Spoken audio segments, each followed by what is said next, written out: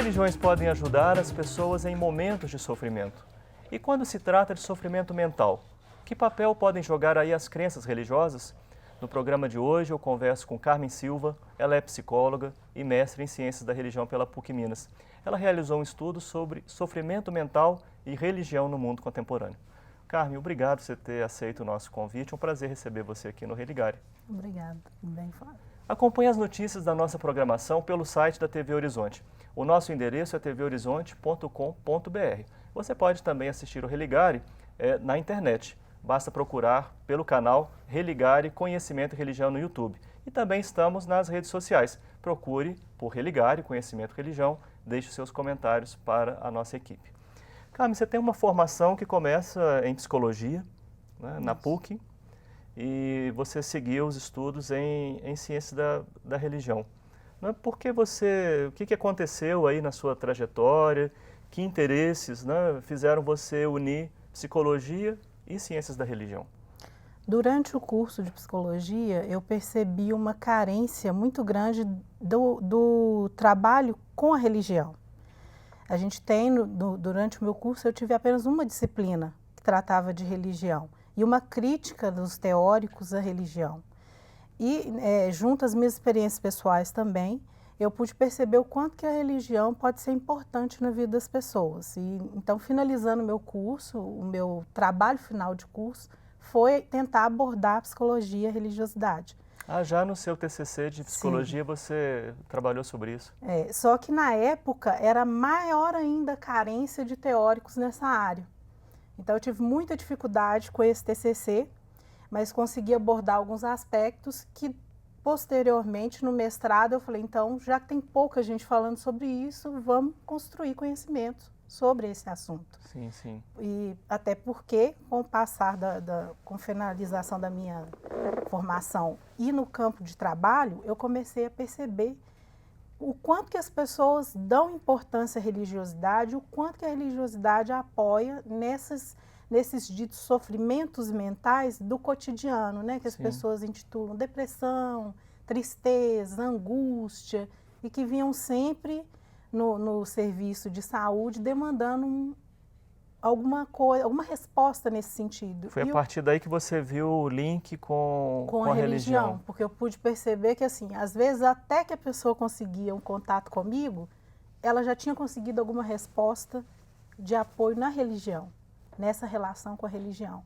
Sim. Então eu comecei a me perguntar, então como que a religião pode apoiar essas pessoas? Sim. Como é que é, assim, a resposta da psicologia, ela é distinta da resposta das religiões, né? Mas perguntaria como é que casa, né, a orientação, o atendimento de perfil psicológico, científico e o atendimento da religião. Como é que você vê esses perfis, né, de abordagem? No caso, você já mencionou o tema que mais interessa a você, né, que é o sofrimento mental.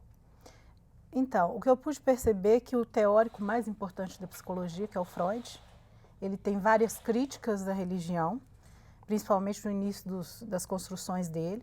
Ao fim das construções dele, ele começa a trazer alguma reflexão mais positiva com relação à religião. Ele via a religião como o apego religioso como algo de uma imaturidade psicológica. E ao fim dos estudos dele, ele começa a perceber que talvez não precise ser necessariamente isso. A religião ela pode ter um papel mais importante na vida das pessoas, ao fim da vida dele não foi possível ele terminar de desenvolver isso. E mais à frente, no curso de mestrado, a gente começou a abordar um teórico que fala da religiosidade com muito mais propriedade e adentrou muito mais nisso, que foi o Viktor Frankl. Ele faz um link maior com a religiosidade e a psicologia, e à medida que ele trata da religiosidade como algo muito mais amplo do que a instituição religiosa. Você pode falar um pouco mais sobre esse autor para nós?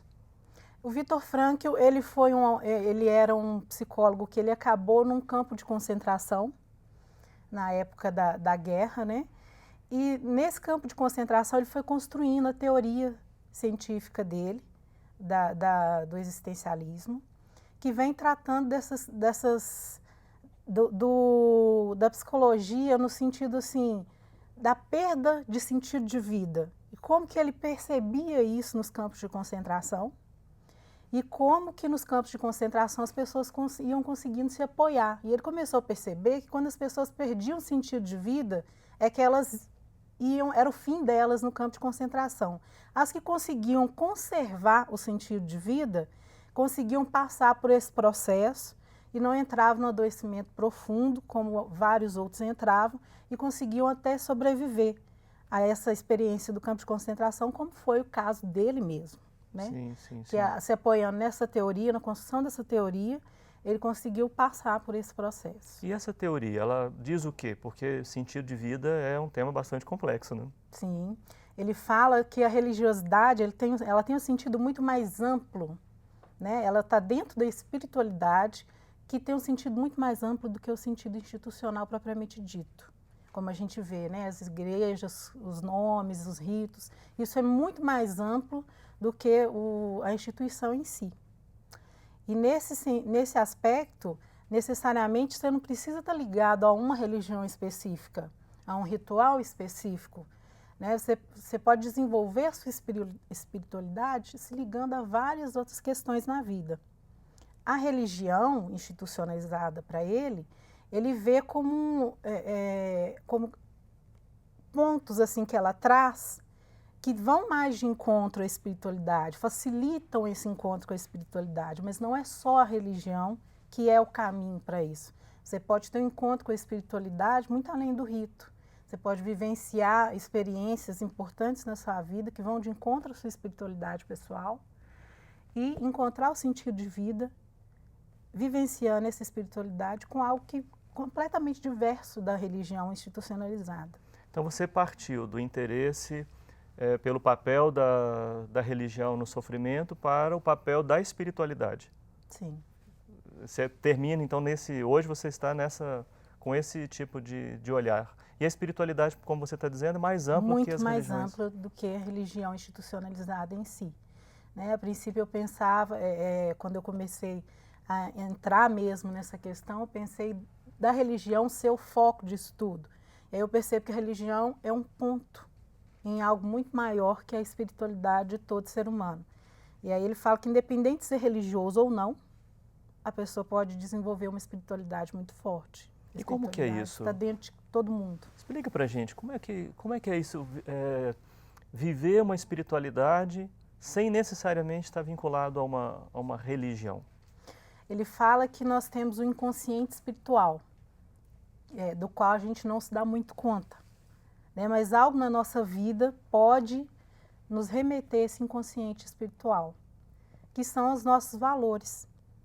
À medida que você se depara com algo na sua vida que é um valor para você, que você se transcende em busca daquele valor, você pode encontrar o seu sentido de vida.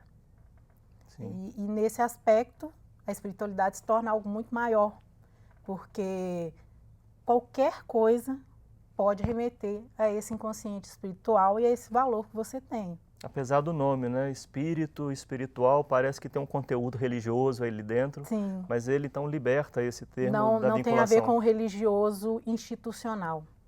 Embora ele diga que o religioso tem várias simbologias, ritos e questões que podem remeter à espiritualidade. Sim. Ele é a forma institucional da espiritualidade.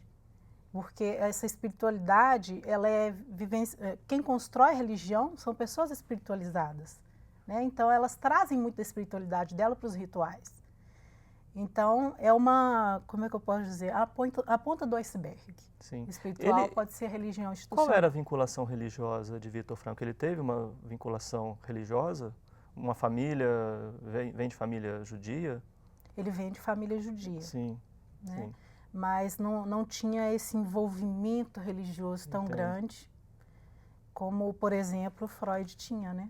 Ele tinha uma pesquisa religiosa muito grande. Ele não tinha um envolvimento religioso, mas ele tinha uma pesquisa religiosa muito grande em torno da religião dele. Sim. Já Vitor Frankl não tinha tanta essa pesquisa com relação à religião institucionalizada dele, mas em relação à espiritualidade. Sim, sim. E você leva isso também para o mundo da sua prática, na sua profissão de origem, na psicologia? Sim. porque eu pude perceber ao longo dos atendimentos, dos acompanhamentos dos pacientes, que eles sempre demandavam alguma questão, como se me questionasse se eu achava válido a religião deles, Sim. o que a religião dizia. Sim, vamos fazer uma coisa, vamos aprofundar esse tema então no segundo bloco. Vou chamar um intervalo e a gente continua daqui a pouco. Eu estou conversando com Carmen Silva, ela é psicóloga, mestre em Ciência da Religião aqui pela PUC Minas. Estamos conversando sobre sofrimento mental e o papel da espiritualidade. Nós vamos fazer um breve intervalo, voltamos já.